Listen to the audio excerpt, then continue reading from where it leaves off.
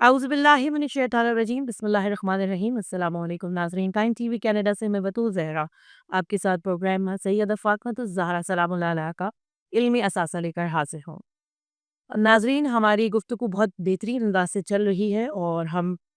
عالمہ سیدہ سیمہ زیدی صاحبہ کی شکر گزار ہیں کہ وہ ہمیں بہت بہترین طریقے سے بی بی کے خطبہ فدق کے بارے میں بتا رہے ہیں۔ آئیے چلتے ہیں اپنی مہمان کی طرف اور جانتے ہیں کہ وہ آج کیا بتائیں گے۔ اعوذ باللہ من الشیطان الرجیم بسم اللہ الرحمن الرحیم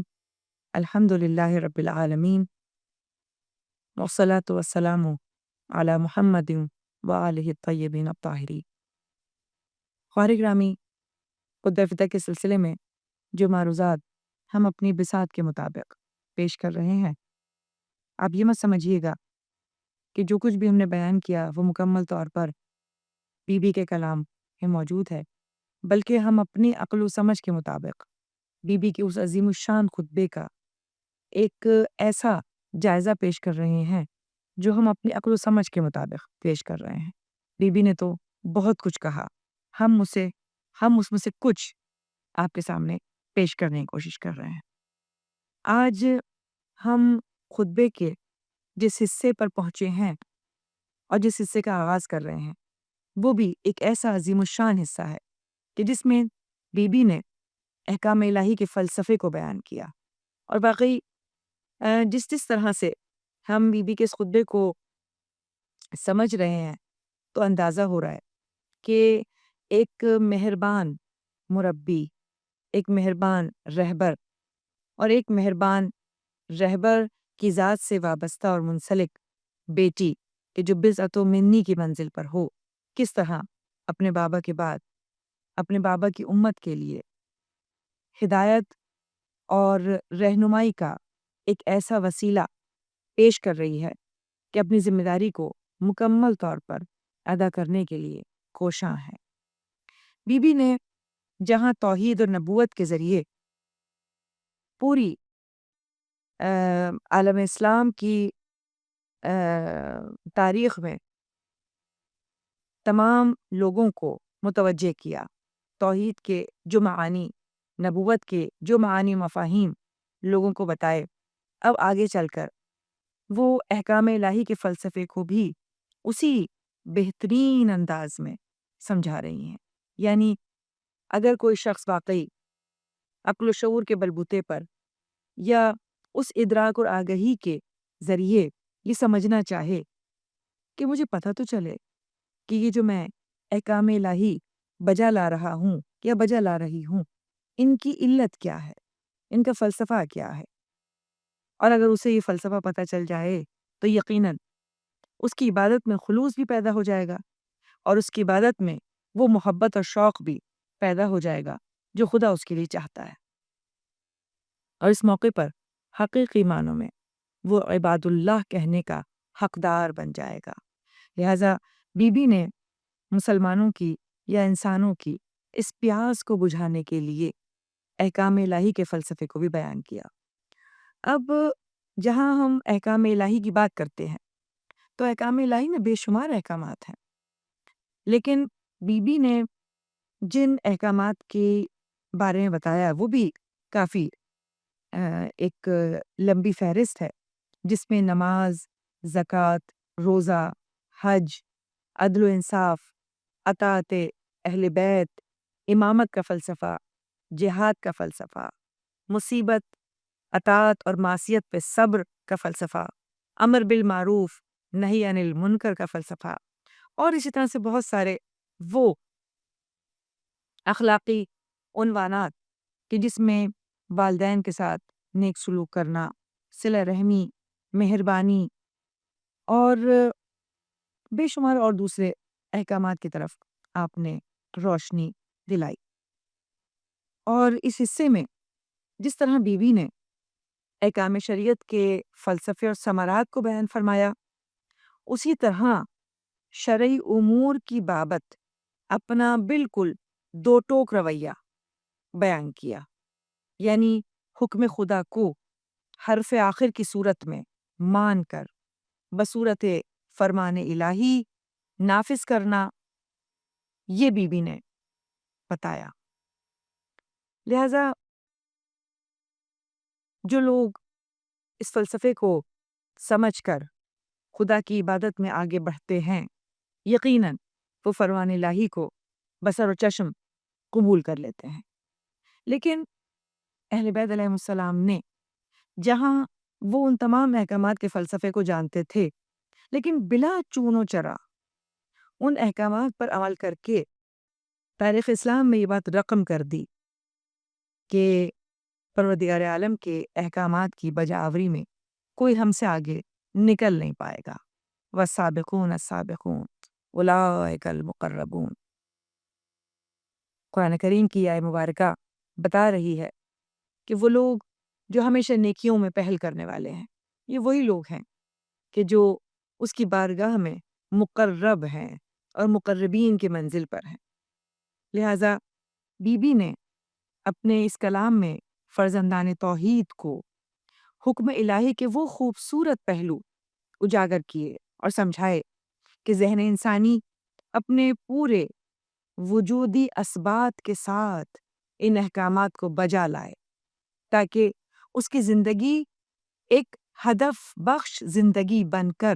خدا کی بارگاہ میں پیش ہو۔ یعنی ذہن شک کا شکار ہو اور عبادت انجام دے رہا ہو تو اس عبادت کا وہ مزہ اور وہ منزل نہیں ہے، وہ مقام نہیں ہے جو انسان یقین کی منزل پر پہنچ کر اس فلسفے کو سمجھ کر اس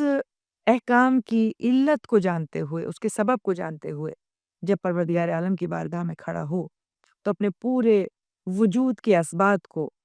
پیش کرتے ہوئے اللہ کی بارگاہ میں حقیقی معنوں میں سجدہ ریز ہو جائے۔ اور یہی وہ سجدہ ہے جو اسے ہزاروں جگہوں پر سجدہ کرنے سے روک دیتا ہے۔ یہی ایک سجدہ انسان کو غیرت مند بھی بناتا ہے اور غیور بھی بنا دیتا ہے۔ جہاں وہ اس بے نیاز خدا کے محضر میں ہوتا ہے، وہاں وہ اپنے آپ کو بھی دنیا کی ہر چیز سے بے نیاز کر لیتا ہے۔ آئیے ہم شروع کرتے ہیں کہ بی بی نے ان احکام الہی کے فلسفے میں کس طرح سے اپنے خطاب کا آغاز کیا۔ بی بی فرماتی ہیں فجعل اللہ الایمان تطہیرا لکم من الشرک۔ یعنی سب سے پہلے ایمان کو بی بی نے موضوع گفتگو بنایا اور کہا کہ اللہ نے تمہیں جو ایمان کی دعوت دی ہے، جو تمہیں ایمان کو قبول کرنے کی دعوت دی ہے، وہ اس بات پر دی ہے تاکہ تم شرک کی ناپاکی سے بچ جاؤ اور تم ایمان کی پاکیزگی کو اختیار کر لو۔ اس لیے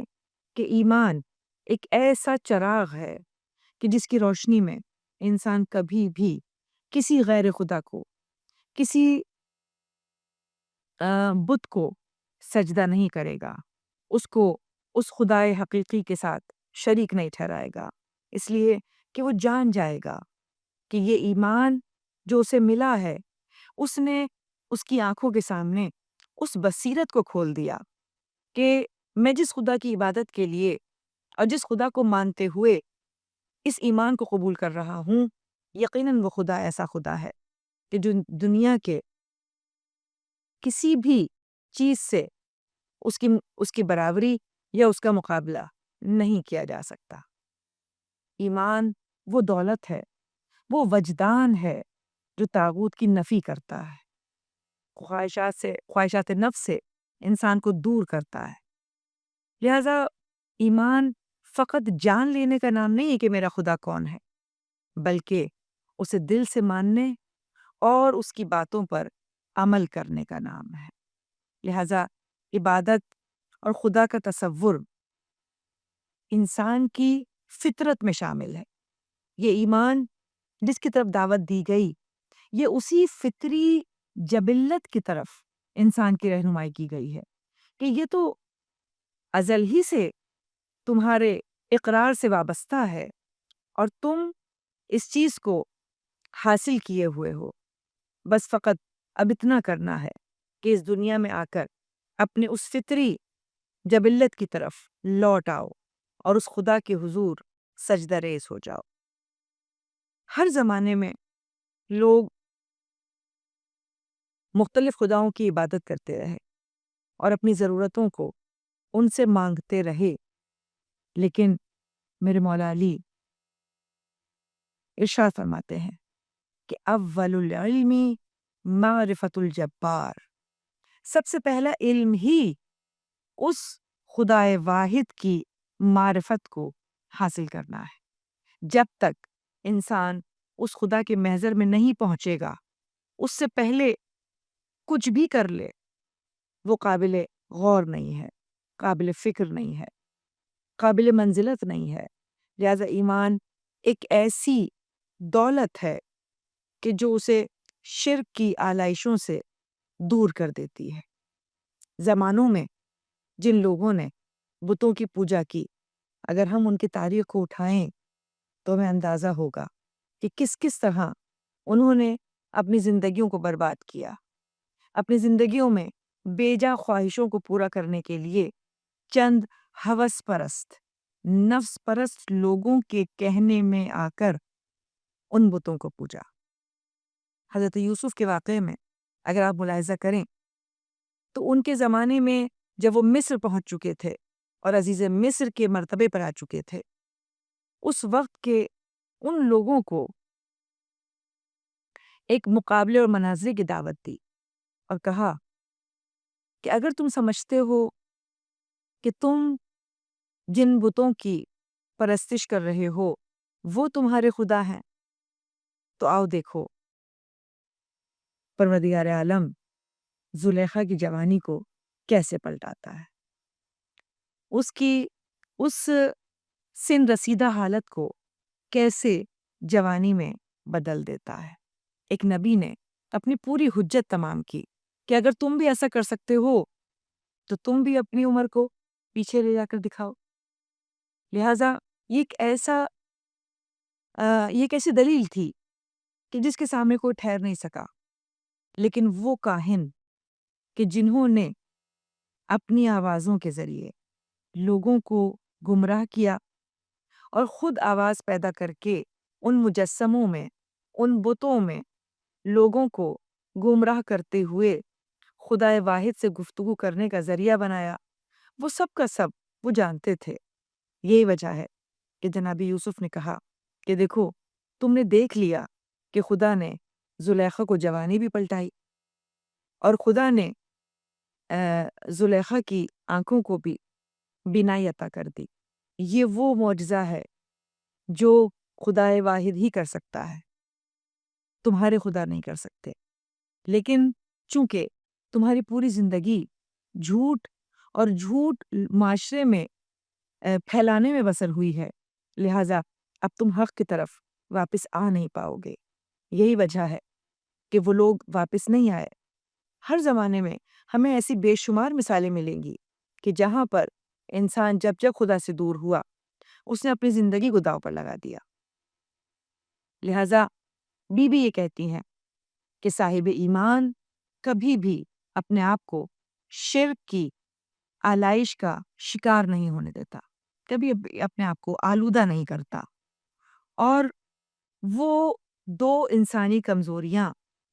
کہ جو انسان کو زمینی خداؤں کا اسیر بناتی ہیں، یعنی خوف اور لالچ۔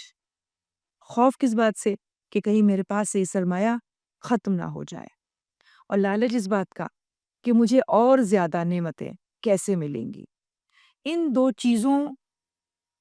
کے ہوتے ہوئے جب انسان اپنی کمزوری کو اپنے دل میں جگہ دیتا ہے تو وہ ایمان کو اپنے دل سے ہٹا دیتا ہے۔ لہٰذا خدا پر ایمان انسان کو ایک ایسا بے نیاز سرمایہ عطا کرتا ہے کہ پھر وہ کسی سے بھی خوف نہیں کھاتا، یعنی نہ تو اپنے مال کے چھن جانے کا خوف ہوتا ہے اور نہ ہی اپنے سے زیادہ بظاہر طاقتور انسان کے روب و دبدبے اور اس کی طاقت سے خوف زدہ ہوتا ہے۔ وہ جانتا ہے کہ اس سے بڑھ کر بھی ایک اور طاقتور اور توانا خدا موجود ہے جو مجھے اس سے بچا لے گا۔ لہٰذا یہ یقین بندہ مومن کو دنیاوی جابروں کے ہر خوف سے آزاد کر دیتا ہے۔ جس طرح امام حسین کو والی مکہ نے امان نامے کی پیشکش کی تھی تو مولا نے فرمایا کہ فقط خوف خدا ہے تا دم آخر اما میری، یعنی وہ خوف جو تم میرے دل میں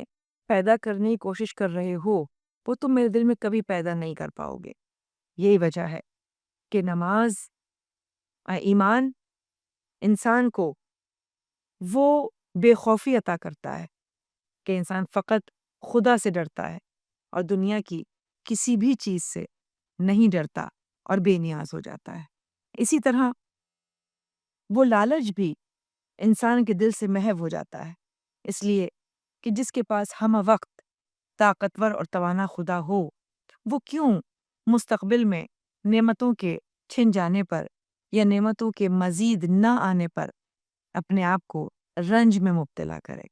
لہذا یہ بندہ مومن ایمان کے ساتھ اپنے آپ کو ایک ایسی منزل پر پہنچا دیتا ہے۔ پھر بی بی نماز کے بارے میں ذکر کرتے ہوئے یہ فرماتی ہیں وَالصَّلَاةَ تَنزِيهًا لَكُمْ عَنِ الْكِبْرِ، یعنی نماز اس لیے تم پر فرض کی گئی کہ تمہیں تکبر سے دور رکھے، اس لیے کہ نماز اللہ کی کبریائی کا تعارف ہے، اس کا عملی اعتراف ہے جو نماز ادا کرنے کی صورت میں بندہ مومن ادا کرتا ہے۔ لہٰذا جب بندہ اس خدائے بزرگ و برتر کے سامنے پورے دل و جان سے اپنے آپ کو نماز کے لیے کھڑا کرتا ہے تو پھر تکبر کیسا؟ کہاں پہ انسان اپنے آپ کو اس کے مقابل کھڑا کر سکتا ہے؟ عرب کے ریگزار میں وہ سجدے گواہی دیں گے کہ کس طرح پیغمبر اکرم نے نماز سے محبت کی اور لوگوں کو نماز کا درس دیا۔ یہ نبی ہی تھے جو کہتے تھے کہ نماز میری آنکھوں کی ٹھنڈک ہے، نماز مومن کی معراج ہے، نماز دین کا ستون ہے۔ اس سے اندازہ ہوتا ہے کہ نماز کا جو مرتبہ اور مقام ایمان کے بعد احکام الہی میں موجود ہے اس سے زیادہ کسی کو وہ مرتبہ حاصل نہیں ہے۔ اور جب انسان خدا کے سامنے جھکتا ہے، سجدہ ریز ہوتا ہے، تو پھر اس کے نفس سے وہ تکبر، وہ خود پسندی، وہ غرور نکل جاتا ہے اور انسان اپنے آپ کو خدا کے حضور سجدہ ریز سمجھتا ہے۔ تصور کیجئے عربوں کے اس ماحول میں کہ جہاں عرب جیسے وہ لوگ کہ جنہیں ایمان جیسی دولت نصیب نہیں ہوئی تھی، ان کی جہالت کا اور غرور کا یہ عالم ہوتا تھا کہ اپنے دروازوں کو بلند رکھتے تھے تاکہ سر کو جھکا کر گھر میں داخل نہ ہونا پڑے۔ جب ان کا یعنی کئی ایسے مارکے ہوئے کہ جس میں جب یہ دشمن اسلام، یہ دشمن خدا، دشمن اسلام کی فوجوں کے مجاہدوں کے ہاتھوں مارے گئے تو باقاعدہ وصیت کرتے تھے کہ ہماری گردن کو وہاں سے کاٹنا جہاں سے ہمارا سر دوسرے سروں سے اونچا نظر آئے، جہاں پر انسان کے تکبر کا یہ عالم ہو کہ مرنے کے بعد بھی اپنے اس گردن کے تکبر و غرور کو نہ فراموش کرے، تو واقعی ایک ایسے ماحول میں پیغمبر اکرم کا خانہ کعبہ کے سامنے نماز پڑھنا اور اس کی اقتداء میں امیر المومنین کا اس بچپنے میں اپنے نبی کی اقتداء کرنا اور اس بی بی کا جو رفیق حیات تھیں رسول اکرم کی، ان کی اقتداء کرنا، یہ وہ نماز ہے جو واقعی کوئی اور نہیں پڑھ پائے گا۔